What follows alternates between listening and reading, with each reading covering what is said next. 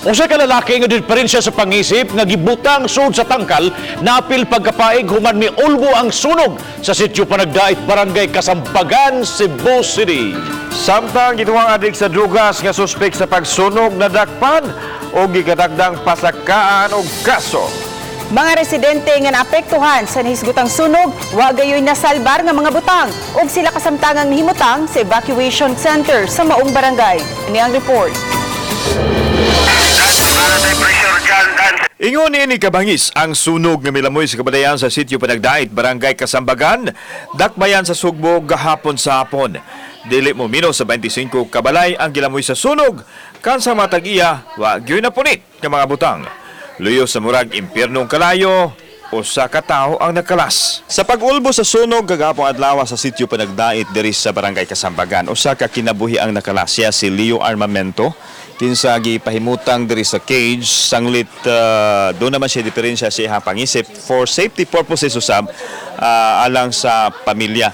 Apan sa nahitabong sunog kagahapon subo palandungon nga wa gyud siya matabang sanglit dako kayo, kalit kayo pag dako sa kalayo nga naghatag usab dakong hulga sa kinabuhi sa mga tao dinhi.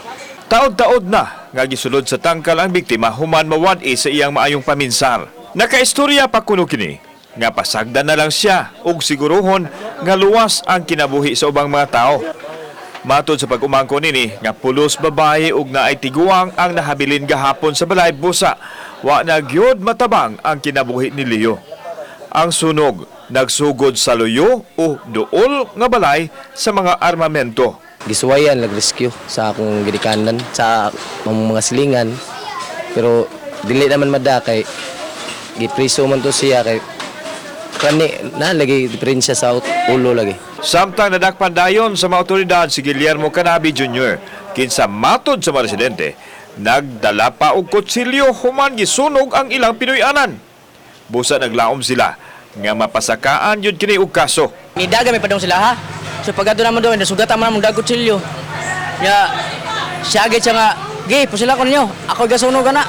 Kami wa mi na sandig mi sa bongbong kay dama kutsilyo. Presohon yun, asang pamilya.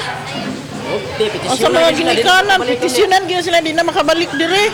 Sulod sa silda, giangkon sa suspect nga butane ang iyang ginagkutan. Miangkon siya nga nigamit og druga sa wa pa mahitabo ang sunog. Ting sukuas mga silingan nimo, so man mga ikapsaylo nila. Ngayon daw pasaylo na sir. Ngayon lang daw pasaylo nila. Gikatakda siya pasakaan og kaso sa kapulisan. The BFP will file a case of arson against the arrested suspect, and the PNP will file a case of homicide. I will make sure na he'll be punished. Kauban si Godfrey Relian, ako si Alan Domingo. Balitang Bisdak.